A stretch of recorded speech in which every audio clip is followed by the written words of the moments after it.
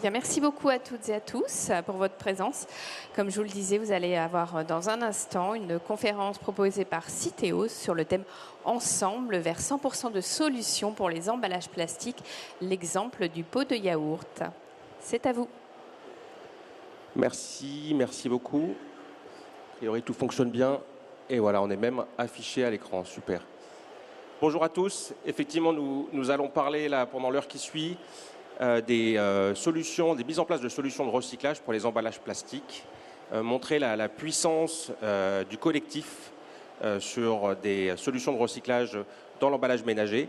Et aujourd'hui, nous allons nous concentrer et nous allons prendre comme illustration le pot de yaourt, qui est un emballage effectivement très symbolique et qui est l'illustration très bonne, il me semble, de ces dernières années sur la construction d'une filière de recyclage qui était balbutiante encore jusqu'à il y a peu de temps et qui est désormais, on peut le dire, quasi industrielle aujourd'hui et qu'on va pouvoir recycler nos pots de yaourt. Donc, je regarde rapidement si tout ça fonctionne bien.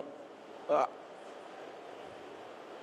Est-ce qu'on peut juste s'assurer que les slides passent bien, s'il vous plaît ?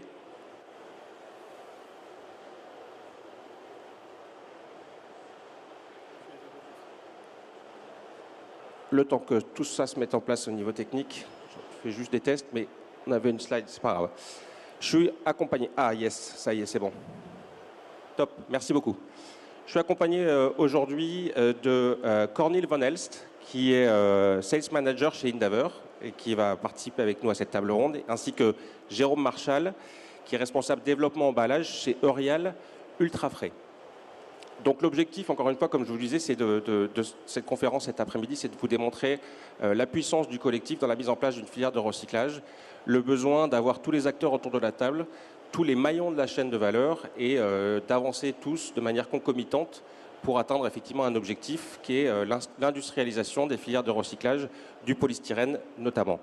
Ce qu'on développe ici et l'illustration qu'on donne sur le polystyrène pourrait tout à fait être transposée à d'autres emballages et d'autres typologies d'emballages plastiques.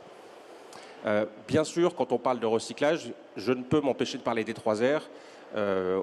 On parle aujourd'hui de recyclage, mais ça n'interdit pas de réfléchir à des stratégies également de réduction, des stratégies de réemploi qui pourraient être mises en place sur ces différentes typologies d'emballage. La solution du recyclage est une solution bien sûr à mettre en place aujourd'hui et notamment dans l'emballage plastique et les pots de yaourt en particulier où on a encore quand même 99,9% d'usages uniques sur lesquels il faut trouver des solutions de recyclage, mais ça n'empêche pas de réfléchir à des solutions de réduction. Par exemple, on peut travailler sur les épaisseurs, on peut travailler sur les nouveaux modes de consommation du produit qui permettent de réduire l'usage des matériaux mobilisés pour une même fonctionnalité. On peut bien sûr réfléchir à des solutions potentielles de réemploi, même si sur ce type de produit ultra frais, c'est des défis qui paraissent quelquefois un petit peu insurmontables. Mais il n'empêche, voilà, ça fait partie en tout cas des réflexions qu'a Citeos, les 3 R, et pas uniquement le recyclage, mais également la réduction et le réemploi. Bien sûr, on a aujourd'hui, sur ce 3e R du recyclage, en 4 ans, on a réussi à construire quand même de grandes choses avec tous les acteurs avec qui on a pu travailler. Je rentre donc du coup directement dans le vif du sujet et pour vous parler un petit peu du recyclage et de la construction de ce consortium qui s'appelle PS25. Donc on l'avait appelé comme ça à l'époque, ça fait maintenant 4 ans, parce qu'on se projetait pour 2025 et on disait voilà, l'EPS, pour l'EPS, il faut qu'on se mette collectivement ensemble, on va monter un consortium et on va essayer d'ici 2025 de construire une filière de recyclage pour les emballages de produits ultra frais, notamment donc, dans les produits laitiers qui sont emballés aujourd'hui dans du polystyrène. Donc Jérôme Marchal, donc vous êtes, je le disais, responsable du développement des emballages chez Eurial Ultra Frais. Syndifrais, qui est la fédération de référence qui a chapeauté un petit peu pour les différentes marques des produits ultra frais ce mouvement, cette dynamique vers le consortium PS25. Comment Syndifrais vous a contacté? Comment ça s'est passé? Comment le consortium a pu se mettre en place? Racontez-nous.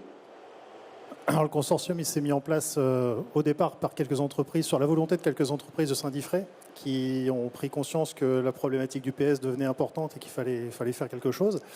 Donc globalement, le consortium PS25 sont des entreprises regroupées donc, à l'initiative de Syndifrais mais pas que, des entreprises qui ont toutes pour point commun finalement de travailler avec des emballages en polystyrène et qui ont toutes eu la volonté de faire en sorte finalement que tout ce qui devait être mis en place se mette en place en France pour que le gisement de PS qui est mis en marché tous les ans puisse devenir réellement recyclé afin d'éviter des interdictions de mise en marché tout simplement. Alors on va revenir sur les différentes étapes et pourquoi le point de départ et le constat au départ, c'était effectivement que le polystyrène n'était pas ou peu recyclé. Effectivement, on avait un geste de tri qui était balbutiant, des consignes de tri qui étaient hésitantes entre les différentes régions. On avait des tris qui n'étaient pas forcément toujours garantis dans les centres de tri. Et ça aussi, c'est des choses sur lesquelles on a pu apporter de la lumière, faire en sorte que les choses s'améliorent. Et puis, on avait une filière de recyclage également et des industriels du recyclage qui promettaient des recyclages mécaniques avec des débouchés qui n'étaient pas forcément à très haute valeur ajoutée. Donc là aussi, on a pu effectivement, et on va revenir dessus sur chacun de ces différents éléments-là. Mais concrètement, quels ont été les déterminants dans la mise en place de ce consortium qui ont peut-être facilité les échanges, qui ont peut-être permis que ces différents acteurs de la chaîne de valeur discutent ensemble. Racontez-nous peut-être plus en détail le contenu des réunions et comment ça se passait. Il faut refaire un petit peu l'historique. Mi-2020, on était en cours de préparation de la loi AGEC. La situation du polystyrène n'était pas garantie. Ouais, voilà. Il y avait une alerte forte sur le sujet. Pour beaucoup d'entreprises, en particulier celle de Saint-Diffré, l'utilisation du PS reste un enjeu majeur. Si on n'a pas le PS, on en parlera plus tard dans la réunion, mais il y a d'autres contraintes qui viennent s'ajouter. Donc pour nous, pouvoir faire en sorte de continuer à travailler avec notre matériau fétiche, c'était important. C'était même presque vital pour beaucoup d'entreprises. Donc on a effectivement, avec quelques entreprises, initié ce mouvement porté par Saint-Diffré, ensuite confié en gestion à Citeo, qui était tout à fait légitime et à sa place dans la coordination de ce groupe de travail. Et le groupe de travail, de par le fait que Citeo le gère, finalement, s'est ouvert à d'autres industries que simplement les produits laitiers frais. Donc ça, c'était une bonne chose, puisque finalement, ça a donné une envergure un peu plus importante au mouvement et ça a permis d'aller vraiment chercher tous les acteurs du polystyrène qui souhaitaient faire quelque chose, pas simplement ceux de l'ultra frais. Et ensuite, très concrètement, le consortium s'est organisé en groupe de travail. Ça regroupait, ça regroupe encore d'ailleurs, je pense entre 15 et 20 entreprises qui travaillent donc avec le polystyrène. Et l'enjeu de ce consortium, ça a été de se structurer finalement en groupes de travaux qui ont permis de travailler sur les sujets où il y avait des problèmes. Et les sujets ne manquaient pas. Donc on a repris point par point quelles étaient les briques à mettre en place et à aligner de façon à pouvoir créer cette fameuse filière de recyclage. Sans rentrer dans le détail, les groupes de travail qu'il y avait, quels étaient leurs intitulés, qu'est-ce qu'ils traitaient? Alors on avait des groupes de travaux sur, alors je vais les mettre un peu dans le désordre, mais de l'éco-conception, sur quelle technologie pour recycler le polystyrène. L'objectif du consortium, ça a toujours été que ce polystyrène puisse revenir au contact alimentaire. Donc il a fallu se poser des questions, quelles étaient les technologies disponibles, qui pouvait les porter, comment s'organiser avec tout ça. Comment capter le gisement, comment faire en sorte que le polystyrène soit bien trié dans les centres de tri.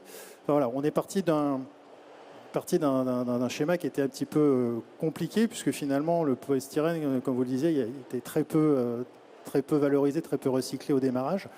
On avait un gisement qui était éclaté aux quatre coins de la France, finalement, dans des centres de tri, 120 centres de tri.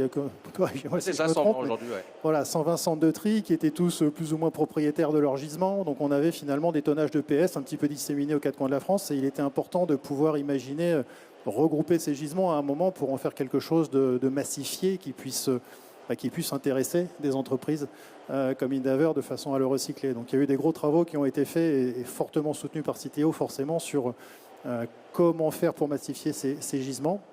Ensuite, ces gisements, quand ils sortent de centre de tri, ils ne sont clairement pas aptes à être recyclés en l'état. Donc il a fallu aussi voir comment, entre guillemets, purifier ces gisements de façon à en extraire réellement le polystyrène qui nous intéressait. Donc ça, c'est tout un travail qui a été fait avec maintenant des centres de surtri. On va y revenir, ouais. Dont on parlera plus tard, qui nous permettent d'avoir quelque chose. Et puis ensuite, il a fallu trouver une technologie et un porteur de technologie qui nous garantissent à la fin que le polystyrène qu'on aura réussi à collecter soit bien recyclé en vrai et recyclé à un niveau suffisamment bon pour pouvoir revenir dans la boucle des produits alimentaires. Ok, donc c'est un shift important, notamment dans la relation et les interactions entre les entreprises, la mutualisation de besoins, moi je retiens ça, et la mobilisation de toute la chaîne de valeur. On voit bien que ce sont les déterminants qui ont permis la réussite, il me semble, de ce projet. Vous le disiez, la massification des tonnes, souvent dans le déchet, dans le recyclage, c'est un peu la clé. Et je pense que ça aussi, on a réussi à répondre à ce besoin-là en faisant en sorte effectivement d'avoir des tonnes qui soient massifiées, qui soient un seul propriétaire quelque part, qui permet d'avoir des contrats de long terme avec des industriels du recyclage, leur permettre d'investir, de leur donner de la visibilité. Je pense qu'on y reviendra aussi sur d'autres points, mais le temps industriel, le temps long, donner de la visibilité aux acteurs de l'industrie, je pense que c'est vraiment des choses sur lesquelles éventuellement d'autres personnes pourraient se retrouver sur ce point-là. Je vous ai mis effectivement à l'écran et je pense que ça permet de retrouver aussi quels sont les déterminants qui permettent la mise en place d'une filière de recyclage. Et on voit bien qu'en fait, on a besoin d'avoir plusieurs mouvements de plusieurs acteurs différents et tout ça doit se faire de manière concomitante. Et je pense que ce schéma le traduit bien. Dans un premier temps, je pense que c'est important, on va passer sur cette étape et ça me permet, comme d'habitude, dès que j'interviens à l'extérieur, je me permets toujours d'être le premier ambassadeur du geste de tri et de le dire, de le redire encore une fois. L'important et l'un des déterminants dans la réussite de la filière du recyclage du polystyrène, ça sera de faire en sorte que les gens et les consommateurs, les citoyens, adoptent le geste de tri pour tous les emballages. C'est le cas aujourd'hui, la simplification du geste de tri, c'est quelque chose qui est effectif. Aujourd'hui, tous les Français peuvent trier tous leurs emballages dans le bac jaune. Donc il n'y a plus de distinguo à faire, il n'y a plus d'emballages qui sont effectivement à mettre dans le bac jaune, d'autres qui ne sont pas triables. Aujourd'hui, c'est les emballages et les papiers, tous sont à mettre dans le bac jaune. Ça ne signifie pas forcément que tous seront bien recyclés. On va en recycler aujourd'hui environ les 3/4 ou les 80%. Le reste, ça nous permet de continuer à faire des travaux de recherche et développement, ça nous permet de continuer à expérimenter et à voir dans quelle mesure on peut effectivement avancer sur le recyclage de ces matériaux. Mais le geste de tri, et j'insiste, et encore une fois, je profite de cette présence et de cette audience pour le répéter, tous les emballages se mettent dans le bac jaune, et notamment dans les pots de yaourt. La réussite se fera si on arrive à massifier les 50-60 000 tonnes qui sont mises sur le marché chaque année, et faire en sorte qu'on en retrouve le maximum dans les centres de tri et de surtri, de manière à pouvoir amener des volumes qui vont permettre la mise en place de cette filière. On a fait beaucoup de communication sur ce sujet-là et je voudrais vous partager, si ça fonctionne, on croise les doigts, la campagne de communication qu'on a faite, vraiment qui était focus sur le pot de yaourt, pour essayer de convaincre nos concitoyens de bien trier leur pot de yaourt et le mettre dans le bac jaune. Alors là, suspense. Est-ce que je dois recliquer peut-être? Yes.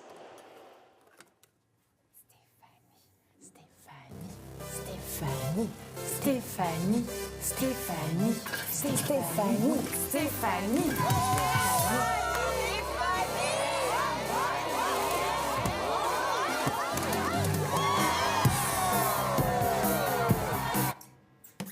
En France, on trie de mieux en mieux.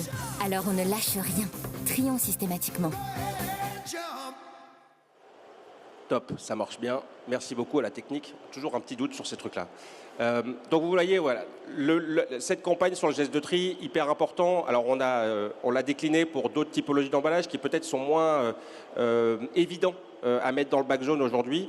Le pot de yaourt fait partie de ces emballages qui, pendant longtemps, effectivement, n'étaient pas dans les consignes de tri et aujourd'hui le sont. Et donc vraiment, c'est ce mouvement-là, cette dynamique-là qu'on a voulu effectivement illustrer ici. Le pot, s'il est bien trié par consommateur, et là on va le décrire dans la suite, avec toutes les étapes de tri, de surtri, de recyclage, il faut avoir conscience que si le pot de yaourt est bien mis dans la poubelle jaune, la garantie qu'il finisse effectivement chez Endeavour, et Cornil va nous parler après de son process derrière, est quasiment proche de 100%. On arrive à très bien le capter en centre de tri et on va encore s'améliorer pour optimiser ces étapes-là. Mais voilà, c'est là qu'on a peut-être le plus gros laïus. Donc je continue sur la partie éco-conception. On a parlé du geste de tri. Après le geste de tri, on va dire que vient la partie conception du pot de yaourt. Là aussi, il a fallu, Jérôme en a parlé, il a fallu voir dans quelle mesure on peut accompagner les fabricants, les metteurs sur le marché, et répondre également avec les recycleurs pour savoir quels sont les matériaux dont ils ont besoin. Et donc on a voulu avancer sur cette partie éco-conception. une des avancées et un des développements qu'on avait lancé déjà dès 2019 avec un projet dédié, c'était le pot tout en polystyrène. Le monomatériau, on le dit souvent en termes d'éco-conception, c'est ce qui garantit le maximum de rendement, le maximum de captage et le meilleur recyclage derrière. Jérôme, peut-être plus largement, peut-être nous parler de ce que Royal a pu faire sur cette partie conception, les choix peut-être ou les pistes qui ont été étudiées et peut-être quelques réflexions sur ce pot tout en PS. Oui, alors la partie éco-conception dans le domaine de l'ultra-frais, c'est quelque chose qu'on fait depuis très longtemps. Alors c'était économique avant tout, dans un premier temps, et depuis toujours, puisqu'on a des emballages extrêmement optimisés historiquement. Donc cette partie réduction de la matière, c'est quelque chose qu'on applique depuis toujours. L'éco-conception pour recyclage, c'est effectivement quelque chose d'un peu nouveau. Les travaux du consortium ont quand même permis, et c'est un point important au départ, de montrer factuellement que le gisement actuel de pot de yaourt tel qu'il était constitué passe bien dans le processus de recyclage tel que le travail Indaver. Donc le point de départ, c'est quand même qu'on a un emballage qui fonctionne correctement. C'est certainement perfectible, mais ça fonctionne correctement. Donc ça, c'était déjà un point important. Donc les travaux du pot to PS viennent en complément de ça et pour essayer potentiellement de faire mieux. Donc aujourd'hui, effectivement, en tout cas pour Royal Ultrafrais, c'est un sujet qu'on a suivi de très près depuis que le projet a été lancé. Mais c'est également un projet sur lequel aujourd'hui, alors c'est clairement une alternative d'amélioration de la recyclabilité, ça on en est persuadé, mais c'est aussi une solution qui aujourd'hui, technologiquement, ne passera pas en l'état sur le parc machine existant. Donc forcément, pour passer du pot to PS, il va falloir qu'on investisse sur nos machines de façon à les rendre capables de travailler avec ces matériaux. Aujourd'hui, les opercules, les décors sont faits à base d'emballage en papier. Passer sur des emballages en polystyrène, c'est pas forcément si évident que ça. Donc aujourd'hui, la technologie pot to PS est présente, elle est disponible. Le parc machine, en tout cas pour Royal Ultrafrais, mais c'est quand même assez vrai chez beaucoup de nos confrères, il n'est pas encore tout à fait apte à passer ses pots en l'état. C'est pas un renouvellement de tout le parc machine, c'est des adaptations des lignes existantes. C'est des adaptations. C'est important de préciser quand même. Oui, c'est des adaptations. Mais c'est vrai que les adaptations, compte tenu de l'ampleur du parc, ça prend tout de suite des proportions importantes. Donc au stade où on en est, à l'imminence du démarrage de l'usine Indaver, pour nous, le point le plus important finalement, c'est peut-être d'attendre encore un tout petit peu, de faire en sorte que l'usine fonctionne, qu'elle fasse ses premiers retours d'expérience sur le gisement tel qu'il est fait aujourd'hui et qu'ensuite les travaux du consortium continuent avec Indaver de façon à évaluer ensemble quels sont les leviers à actionner de façon à faire gagner le rendement nécessaire à Indaver si on peut faire mieux. Peut-être que le pot tel qu'il est présenté ici, et on va dire un peu trop... Enfin, pas dire s'il n'est pas trop recyclable, mais peut-être que tous les éléments n'ont pas la même importance dans l'amélioration des rendements. Peut-être que le décor est effectivement un point très important et sur lequel on gagnerait beaucoup de rendement. Est-ce que l'opercule a autant d'importance dans un gain de quelques points de rendement? Il faudra évaluer finalement le bénéfice de recyclage versus l'effort industriel à produire. Et compte tenu qu'on est tout près d'avoir de la vraie data concrète industrielle très bientôt, voilà, on garde très clairement la solution en ligne de mire en se laissant la possibilité finalement de prendre tout ou partie en fonction de ce qui sera nécessaire. C'est là, Cornille, justement ces réflexions sur l'aide ou les informations qui peuvent revenir des recycleurs vers les marques pour les aider dans la conception. Comment c'est un travail que vous avez mené? Est-ce qu'un pot tout PS pour vous, c'est la solution ou c'est peut-être une solution? Comment vous voyez ces projets d'éco-conception vis-à-vis de votre procédé et votre responsabilité? L'incorporation de plus de PS dans le pot de yaourt, ça va simplifier notre travail. Pour être clair, notre technologie est développée de manière à ce qu'il fonctionne avec les déchets d'aujourd'hui. Mais évidemment, il y a une marge d'amélioration. L'éco-conception et l'incorporation de plus de PS dans le pot de yaourt, comme le banderole PS ou opercule de PS, sont importants, pas seulement pour nous, mais pour l'ensemble de la chaîne. A higher percentage of polystyrene in... Un plus haut pourcentage de polystyrène dans le pot de yaourt représente un certain tonnage de déchets, ce qui veut dire que notre rendement de polystyrène est plus élevé, ce qui veut dire qu'un rendement de recyclage plus élevé peut être atteint, ce qui est aussi bénéfique pour le LCA, pour l'analyse du cycle de vie. Garantira plus de rendement, des meilleurs impacts environnementaux globaux. Donc a priori, tout le monde est gagnant dans l'histoire. Vous me disiez juste avant qu'on commence cette conférence que vous avez une ligne pilote justement pour aider au niveau de la conception et de pouvoir faire des tests sur des solutions de conception et déterminer si oui ou non on peut gagner des points de rendement, une meilleure solution de recyclage. Donc l'année prochaine, on peut faire des tests avec pas tout PS et pas tout PS, hein, et pour voir si les rendements sont vraiment plus élevés. Ouais. Je trouve que c'est encore une fois une très belle illustration de cette discussion, cette conversation entre la partie recyclage, la fin de vie, la partie conception, et faire en sorte que les nouvelles conceptions se fassent bien sûr, soient déterminées par des choses qui ont pu être testées, qui ont pu être analysées au niveau du recyclage, et que tout ça soit effectivement bien démontré. Merci beaucoup. Donc, on a passé, je me permets de refaire, on a parlé du geste de tri, on a parlé de l'éco-conception. Parlons maintenant de ce dont Jérôme nous parlait tout à l'heure, et quelque chose qui est très important, c'est comment on trie mieux. Effectivement, on a aujourd'hui, dans nos 120 centres de tri en France, dont on parlait tout à l'heure, on a des flux qui sont limités. On a des flux historiques qu'on trie dans les différents matériaux de l'emballage. Et donc, il y a un moment où il faut voir comment on peut optimiser des matériaux pour lesquels on a des tonnages peut-être qui sont plus modestes, mais qu'on souhaite quand même trier et trier en qualité. Et donc là, c'est pour ça qu'on a mis en place ce qu'on appelle des centres de surtri. Donc Jérôme le mentionnait tout à l'heure. On a, et c'est un maillon essentiel de ce projet, hein, faire en sorte que les pots de yaourt qui sont mis dans le bac jaune, comme je vous disais, soient garantis à arriver effectivement chez le recycleur. Et pour ça, on rajoute une étape de tri supplémentaire. Alors je vous l'ai mis sur ce schéma ici. Je vais me permettre de le décrire rapidement. Ce que vous voyez sur la gauche, c'est donc le bac jaune qui part dans un premier centre de tri sur votre gauche. Donc après, on a des flux, on va dire, classiques qui n'apparaissent pas forcément sur ce schéma. Tous les flux classiques de bouteilles PET, de briques, de carton, de métal, etc. n'apparaissent pas sur le schéma. On s'est focalisé sur les nouveaux flux de plastique notamment, et sur lesquels on amène des étapes de tri supplémentaires, et notamment ce qu'on appelle des étapes de surtri.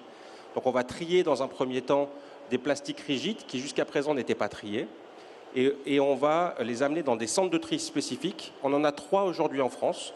Ce sont des centres de tri qui sont opérés par Citeo, à la différence des centres de tri classiques qui sont opérés par les collectivités locales. Là, ce sont des centres de tri pour lesquels Citeo a pris effectivement sa responsabilité, et nous allons surtrier cette matière. C'est-à-dire que nous allons en fait récupérer des flux, vous voyez, hein, on va retrouver des pots et barquettes en PET, on va retrouver des bouteilles en PET colorées, on va retrouver des emballages en polystyrène, et donc on va venir surtrier ces matériaux-là de manière à pouvoir avoir des balles de matériaux de haute qualité en termes de pureté, et du coup que ça soit envoyé chez les opérateurs du recyclage pour qu'eux puissent avoir des balles de très bonne qualité. Donc là, c'est un travail qui a été fait avec notamment des acteurs du recyclage. Il y en a un à Épinal, il y en a un à Mende, en Lozère, il y en a un également à Beaune, en Bourgogne. Et donc ce sont ces acteurs-là qui surtrient nos matières via les mêmes technologies de tri qu'on retrouve dans les centres de tri, du tri optique principalement, et qui vont permettre d'avoir un très bon captage. Donc on a plus de 90% de captage d'un yaourt en polystyrène dans ces centres de surtri, et du coup d'avoir des balles de très bonne qualité. Alors c'est très automatisé dans ces centres de surtri. Il y a très peu d'opérateurs, ou alors qui viennent vraiment en fin de process pour effectivement s'assurer de la qualité des flux qui partent au recyclage. Et donc c'est un partenariat, encore une fois, Jérôme le mentionnait, on a aujourd'hui les tonnes qui appartiennent à Citeo qui opère effectivement dans ces centres de surtri pour s'assurer de la bonne qualité des balles qui partent chez Endeavour. Ça me permet de faire une parfaite transition, et donc là on va parler du procédé de recyclage. Alors, Cornil, vous allez nous expliquer rapidement, chez Endeavour, votre expertise, c'est de recycler les plastiques, mais c'est un procédé un peu particulier que vous avez mis en place, un procédé qu'on appelle innovant, procédé de recyclage chimique, qu'on peut dire de manière triviale. Expliquez-nous concrètement en quoi ça consiste. Et je vous mets, pour simplifier la vie, un très beau schéma également à l'écran. Donc, avec notre procès, on produit le styrène recyclé de même qualité que celle utilisée par la pétrochimie dans leur usine de polymérisation. Donc, ça, c'est vraiment le but de notre processus. Et ça marche comme ci. Donc, les balles de déchets PS provenant du centre de surtri nous sont envoyées directement. Ils sont d'abord traités dans notre première usine, c'est l'usine de préparation ou le pre-treatment en anglais. Et cette usine de préparation a plusieurs objectifs. The first goal is to create a more. Le premier objectif est de créer une qualité plus homogène du déchet de polystyrène. Nous avons une certaine expérience en gestion des centres de déchets et la qualité des déchets varie de jour en jour et de centre de tri à centre de tri.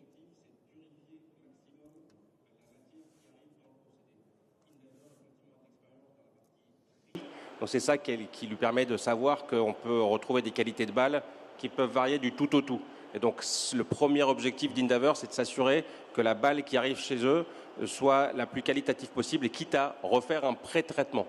Ouais, donc, si nécessaire, on réduit le contenu de PET ou du papier qui sont présents dans les balles de PS. Ouais, c'est les plus gros contaminants, PET, papier PET, ouais, c'est PET, le plus gros. okay. Ouais. Mais c'est seulement quelques pourcentages, donc c'est pas que c'est 10%, quelque chose comme ça. Okay. Mais même le petit pourcentage peut être... Il peut être très perturbateur. Ouais, ok.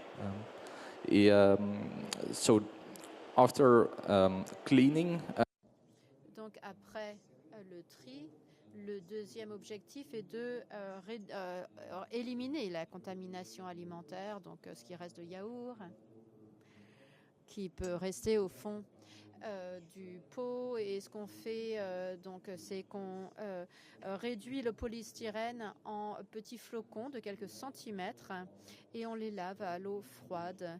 Donc c'est un processus de nettoyage très simple, tout comme vous utiliseriez votre machine à laver à la maison.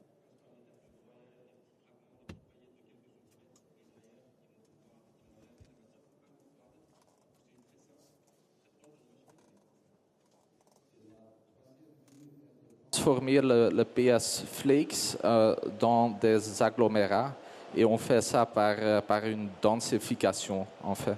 Et ces agglomérats, ils sont transportés vers notre deuxième usine où on fait le recyclage chimique ou advanced recycling. Et là-bas, dans notre deuxième usine, les agglomérats de PS sont nourris dans notre réacteur électrique et after heating, the polystyrene. Et après chauffage, le polystyrène se désagrège et devient une huile qui est riche en styrène recyclé et de résidus qui contiennent beaucoup des contaminants contenus dans l'emballage alimentaire.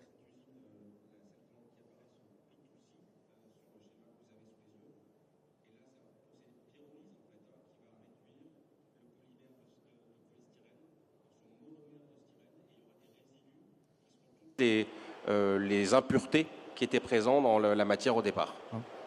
Et après le pyrolyse, ce qu'on fait, c'est la distillation. Et avec la distillation, on peut purifier le styrène vers la même qualité que le styrène fossile. Donc, cela permet à nos clients, Trinseo et Neostar Solutions, d'utiliser le styrène recyclé directement dans leur processus de polymérisation. Ouais. Donc c'est en plus l'avantage des deux acteurs que vous m'avez cités, ce sont les acteurs de l'emballage.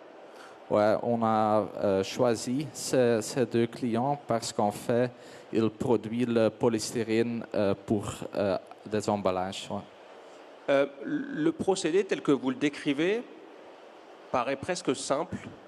Est-ce que le polystyrène, chimiquement, c'est une matière qui est simple à recycler par ce biais-là? Ouais.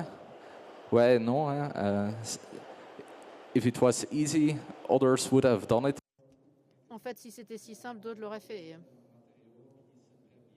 À l'obtention de ces éléments primaires constitutifs par la dépolymérisation. Et the reason is that there is a clear weakest link in the polystyrene chain, which will always. En fait, il y a un maillon faible dans la molécule de polystyrène qui va toujours se rompre au même niveau, à la différence du polypropylène. Des chaînes de polystyrène que dans le cadre des chaînes de polyéthylène, par exemple. Et cette fragilité, on va dire, de la chaîne carbonée simplifie le process de recyclage et notamment de dégradation du polymère vers son monomère.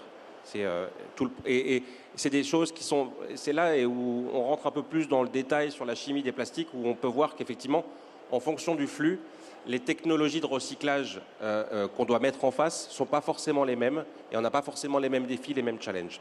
Ok, Citeo, donc après cette massification dont on a parlé dans un premier temps sur la table ronde, Citeo du coup est propriétaire de toutes les tonnes de PS qu'on collecte et du coup on a lancé un appel d'offres que vous avez remporté. Quelles ont été les raisons qui ont fait que Endeavour était le lauréat de cet appel d'offres? Parce que nous étions la seule solution en Europe pour recycler le polystyrène en nouveau emballage alimentaire à base de polystyrène déchet. Peut-être important à dire, c'est que polystyrene is being mechanically recycled. Le polystyrène est recyclé donc en Europe par des recycleurs mécaniques, mais il n'est pas recyclé en polystyrène pour être utilisé dans de l'emballage alimentaire basé sur le polystyrène recyclé. Effectivement, vous a permis de remporter les suffrages.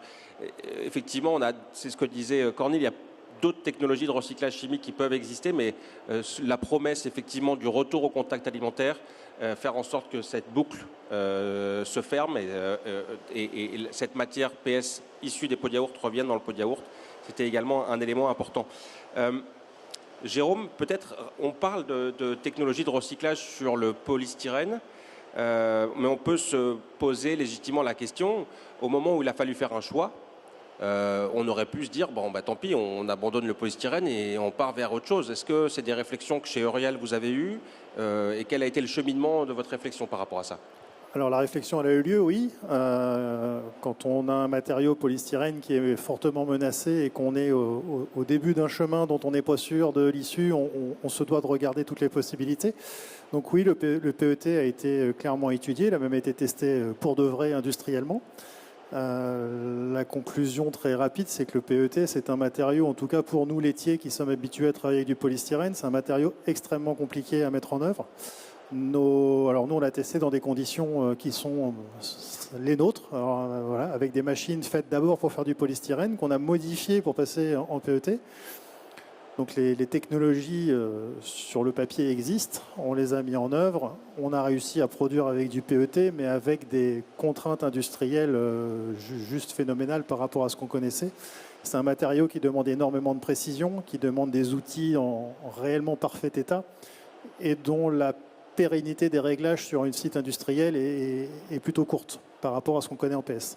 Donc ça reste un matériau vraiment compliqué et qui revient finalement industriellement cher à utiliser parce que industriellement il n'est pas aussi performant que ce qu'on peut avoir avec le polystyrène.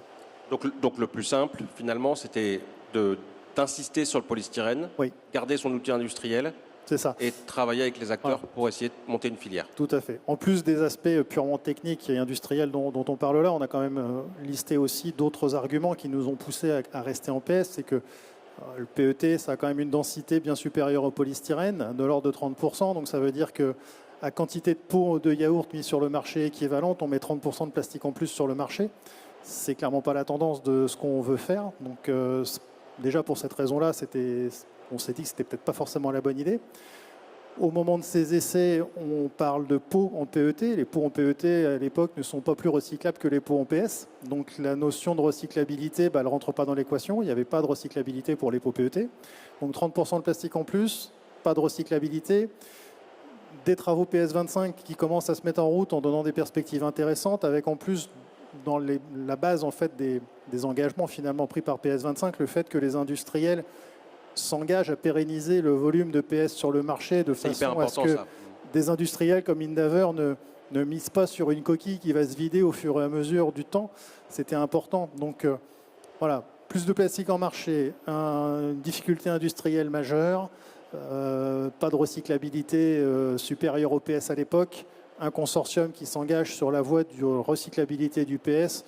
Voilà, toutes les cases étaient cochées pour dire restons sur le polystyrène et par contre mettons toute notre énergie à faire ce qu'il faut pour que la filière de recyclage devienne une réalité. Oui, c'est une très belle illustration, encore une fois, ce que vous mentionnez sur le fait du collectif et de ce qu'a permis le consortium, c'est à la fois avoir la boucle fermée et cette promesse du retour à l'emballage côté Endeavour, et vous aussi en face qui disiez oui, et cette matière-là, moi je vais te l'acheter, je m'engage à effectivement la réincorporer dans mes pots de yaourt. Et je m'engage à rester sur le polystyrène aussi, de manière à ne pas rendre le gisement pour Endeavour de plus en plus faible. Alors, effectivement, partant encore une fois sur cette filière entre guillemets de rien, il fallait vraiment créer des conditions qui fassent que tous les maillons de la chaîne puissent se mettre en route. Et forcément, sans gisement, pas d'industriel pour le recycler, et sans industriel pour le recycler, pas de matière recyclée pour les industriels. Donc en fait, à un moment, on se mord un peu la queue. Donc en tant qu'initiateur du mouvement, finalement, les membres du consortium se sont dit, en fait, si on veut que les gens adhèrent à la cause du polystyrène, il faut vraiment créer entre guillemets, cette notion de confiance. Il faut qu'il y ait un gisement. Il faut qu'on garantisse que le gisement va rester périn sur le marché, parce que les investissements du type d'Endeavour, ils ne sont pas faits pour juste quelques années. C'est quelque chose qui s'engage sur un temps long. Donc il fallait qu'on s'engage à conserver ce gisement d'une part. Et puis ensuite, il fallait aussi leur donner des garanties quelque part que ce qui allait sortir de leur usine allait trouver preneur, puisqu'aujourd'hui, le PS recyclé, finalement... voilà, on parle de discussions qui ont lieu 2020, 2021. À ce moment-là, le PS recyclé, ok, nous on veut que ça devienne une réalité, mais il n'y a pas forcément une demande significative sur le marché. Donc encore une fois, on a un besoin de rassurer les parties prenantes. Donc les industriels du consortium ont dit, ok, nous on s'engage à utiliser au maximum ce qui sortira de l'usine Endeavour de façon à faire cette boucle. Et cette boucle, c'était aussi clairement une volonté affichée dès le départ du consortium. On voulait que le polystyrène que l'on mettait en déchets puisse revenir dans nos produits. La notion de boucle était vraiment une donnée importante du lancement des travaux de PS25. Ce n'était pas simplement du recyclage pour du recyclage. Oui, bien sûr. Vous l'avez dit, Cornille, c'est une des raisons pour lesquelles vous avez été choisi, c'est cette promesse de retour à l'emballage. C'est des choses sur lesquelles Endeavour se positionne stratégiquement. C'est un axe de développement stratégique, en tout cas de dire nous souhaitons porter ce type d'initiative et faire en sorte de pouvoir aider les acteurs à boucler la boucle. En effet, ouais. On pense que c'est... je vais le dire en anglais si c'est OK. Oui,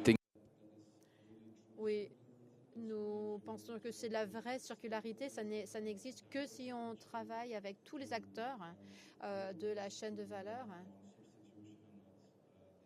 pour faire de la substitution donc réelle. Par Endeavour, de pouvoir faire en sorte effectivement de faire des boucles fermées d'un produit sur le même produit. Je ne peux m'empêcher de poser la question de l'impact de la réglementation, Jérôme. On voit bien qu'il y a eu une échéance 2025, alors certes qui s'est décalée très récemment, mais cette barrière réglementaire 2025, est-ce que ça a été un catalyseur, quelque chose qui vous a mis la pression? Qu'est-ce que ça a permis? Qu'est-ce que ça a empêché? Enfin, comment on peut Est-ce qu'il faut le souhaiter pour les autres filières? Le souhaiter, je ne sais pas. En tout cas, le fait est que la pression réglementaire qu'il y a eu sur le polystyrène, ça a été un accélérateur extrême de la mise en place de tout ce qui s'est mis en place. Donc sans la législation, clairement, on n'aurait pas été aussi vite. Là, on parle d'une filière qui partait de rien et qui maintenant devient réellement effective en 4 ans.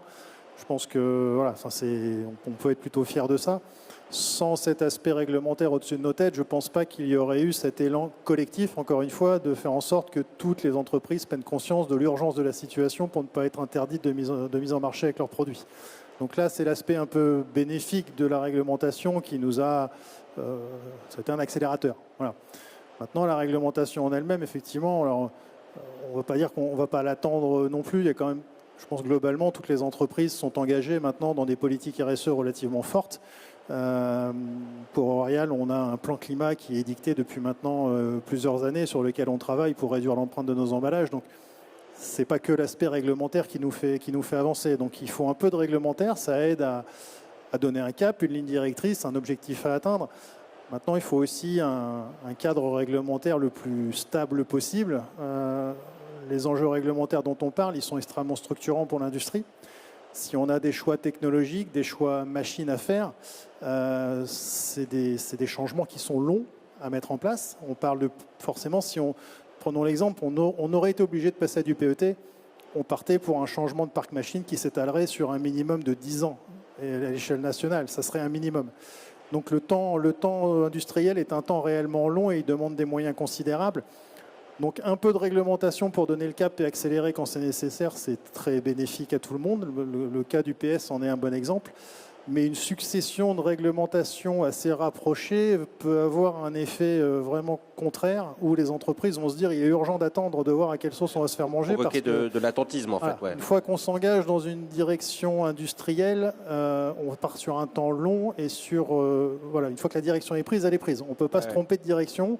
On ne fait pas marche arrière au bout de 2 ans en disant c'est pas grave, les machines, on va en prendre d'autres. Non, ça ne veut pas fonctionner comme ça. Donc, ouais, c'est l'outil industriel, quelquefois on a du mal à se rendre compte mais du poids que ça peut, et puis encore une fois des investissements colossaux que ça peut représenter pour une entreprise comme la vôtre. Donc bien sûr. Oui, et là pour le coup c'est vrai pour l'ensemble des industriels, en l'occurrence de l'ultra frais. On a tous plus ou moins les mêmes technologies de machines et les mêmes parcs machines. On parle vraiment d'enjeux à l'échelle nationale qui sont colossaux et qui avaient fait partie derrière l'évaluation de tous ces changements des travaux du consortium à son début en se disant et si il fallait changer au final, qu'est-ce que ça nous coûterait? Donc ça a d'autant plus motivé tout le monde à faire en sorte que on trouve une solution et qu'on mette tout en place pour y arriver. Super. On a mis en place, vous parliez du PET très rapidement tout à l'heure, on a mis en place une initiative similaire chez Citeo pour effectivement aussi embarquer les acteurs du PET operculé, parce qu'on parle des PET rigides avec des opercules, etc., pour lesquels effectivement on a encore des solutions de recyclage qui peuvent être perfectibles, optimisables, et sur lesquels aussi on a tenté et on l'a plus que tenté d'ailleurs, on l'a fait avec les acteurs de la barquette operculée pour faire en sorte de faire avancer cette filière de recyclage également. On voit bien que certains acteurs dans l'ultra frais se posent la question effectivement d'aller vers le PET parce qu'aussi il y a des marchés peut-être internationaux qui font que peut-être que le PS est moins présent, voire le PS peut être banni. On a pu voir aussi ce type d'initiative dans certains pays hors Europe. Donc on peut tout à fait le comprendre pour certains des acteurs de vouloir absolument basculer vers une autre résine. Ça peut se justifier. De la même manière, on peut se poser aussi la question du pot par 4 en carton. Alors bon, ça n'existe pas encore, on n'y est pas, mais qui sait, peut-être qu'on aura des solutions en fibreux également qui pourront éventuellement arriver à moyen ou à long terme. On a notamment la chromatogénie, qui est cette technologie qui permet d'avoir cette résistance à l'état humide sur un matériau papier-carton et qui est très prometteuse, qui peut-être permettra demain d'avoir ce type de solution aussi, mais on n'y est pas, encore une fois, et je pense qu'il faut aussi qu'on puisse répondre à des problématiques qui sont court ou moyen terme. Et c'est la raison de notre présence aujourd'hui et de vous montrer ce qui a pu être fait sur le polystyrène ces dernières années. On arrive à la fin de cette table ronde. On nous garde quelques minutes pour des questions-réponses et avec vous, bien sûr. Je voulais quand même vous dire que On travaille sur l'amélioration de la recyclabilité, qui est un travail qui est un travail continu, on le voit bien, et cette collaboration, encore une fois, en est la parfaite illustration. On n'est pas au bout du chemin, et Jérôme le mentionnait, on va sûrement avoir des ajustements de conception, voir ensemble effectivement là où il faut mettre le poids du corps, là où il faut effectivement pouvoir insister. C'est tout l'objet des travaux que mène Citeo avec les différents acteurs de la chaîne de valeur, encore une fois de manière collective. On va également continuer à travailler sur la partie réemploi, réduction. Il faudra se réinventer peut-être, en tout cas toutes les portes sont ouvertes. Mais en tout cas ce qu'on aimerait une nouvelle fois illustrer, c'est que la transformation elle est collective. Elle est en associant effectivement tous les acteurs de la chaîne de valeur, en essayant de travailler sur de la mutualisation. Et c'est ce qu'on a essayé de démontrer encore une fois cet après-midi, tous ensemble sur cette scène. Voilà, on est encore disponible pour une petite dizaine de minutes. Si jamais vous avez des questions spécifiques sur le projet, sur une partie des thématiques qu'on a pu évoquer, ou peut-être revenir avec Cornille sur des choses un peu plus techniques ou précises sur le procédé de recyclage.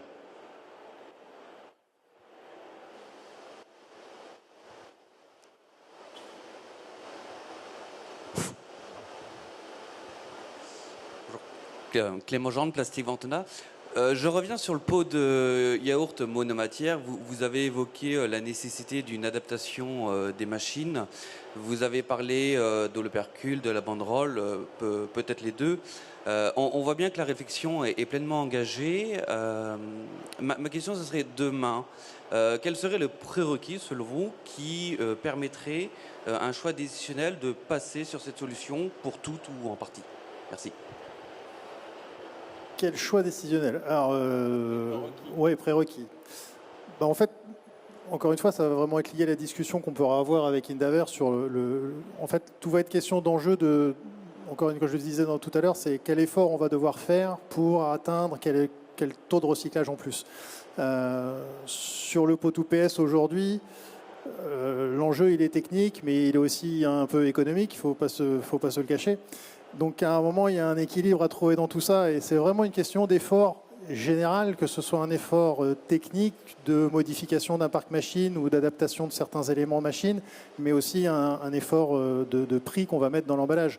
Donc il faudra vraiment qu'on ait avec Indaver une discussion pragmatique sur ok, le gisement d'aujourd'hui, il permet d'atteindre tel rendement, le principal déchet que l'on voudrait supprimer, le principal perturbateur, ce serait...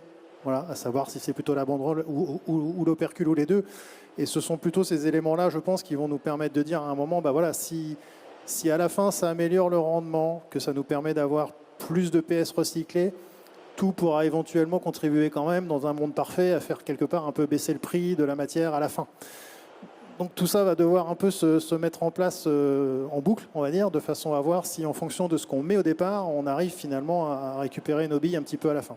L'enjeu, il sera là. Donc aujourd'hui, j'ai pas d'éléments factuels qui permettront de dire c'est ça qui fera qu'on passera en pot UPS. Mais en tout cas, ces aspects à la fois techniques et purement économiques de ce qu'on va mettre dans la chaîne de valeur, ça sera à mon avis deux des maillons importants. Est-ce qu'il y a une autre question? Oui, monsieur, j'arrive.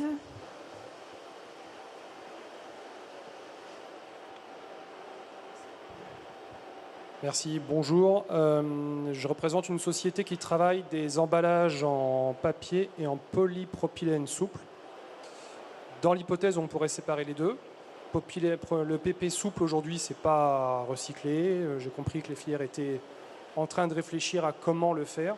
Est-ce qu'il existe des filières qui discutent au-delà de la France? Est-ce que, par exemple, il est possible d'envoyer certains matériaux, je ne sais pas, en Allemagne, si là-bas, ils étaient capables de le recycler, et nous, en échange, de prendre de l'inventaire de chez eux? Est-ce que c'est quelque chose qui est exploré ou pas? Alors, plus généralement, ce que je vous ai décrit sur PS25, que j'ai également raconté sur le PET, où on a fait un consortium qui s'appelle PET25, existe également sur le souple, qui s'appelle Flex25. De la même manière, on a essayé effectivement chez Citeo de mettre autour de la table les acteurs de la chaîne de valeur, que ce soit des fabricants de matières premières, que ce soit des transformateurs qui font de l'emballage souple, que ce soit des technologies de recyclage, Et Endeavour est ici présent pour nous parler du polystyrène, mais également a été lauréat sur notre lot sur les polyolépines souples, donc PE et PP, et pour lesquels, effectivement, une partie du flux va finir dans leur procédé. Vous l'avez vu, ou peut-être c'était pas forcément évident, je vous le remets, mais vous voyez ici, on a à la fois les polyoléphines et les polystyrènes. Et donc les deux n'auront pas forcément exactement la même technologie, mais a priori avec les mêmes promesses du retour au contact alimentaire. En effet, c'est la même technologie et pas vraiment la même technologie. Donc aussi, on a deux usines, une préparation, un pré-traitement pour le film souple, PE et PP. Et aussi dans notre usine de recyclage chimique, on peut recycler le PO souple provenant de France. Donc c'est des choses qui seront effectives courant 2025. Et donc on va pouvoir également, de la même manière que là au 1er janvier 2025, la filière de recyclage du polystyrène rigide issu des polyyaourts sera industrielle. On pourra effectivement l'affirmer courant 2025, à l'automne 2025. C'est environ dans ces eaux-là qu'on se projette pour avoir les acteurs lauréats de l'appel d'offres qui effectivement démarrent leurs usines de recyclage et font en sorte que cette nouvelle matière, qui aujourd'hui fait partie des consignes de tri, encore une fois, je le répète une nouvelle fois, tous les emballages, y compris les souples, se mettent bien dans le bac jaune. Et donc, on va pouvoir capter ces matériaux en centre de tri et les envoyer vers ces nouvelles solutions de recyclage. Et derrière, la matière qu'on obtiendra de ces procédés sera vendue aux différents transformateurs qui en voudront. Encore une fois, après, derrière, ça c'est un marché d'offres et de demandes tout à fait classique. Est-ce qu'il y a une dernière question? Non. Bien, merci beaucoup à tous. Merci beaucoup. Pour votre éclairage, votre intervention.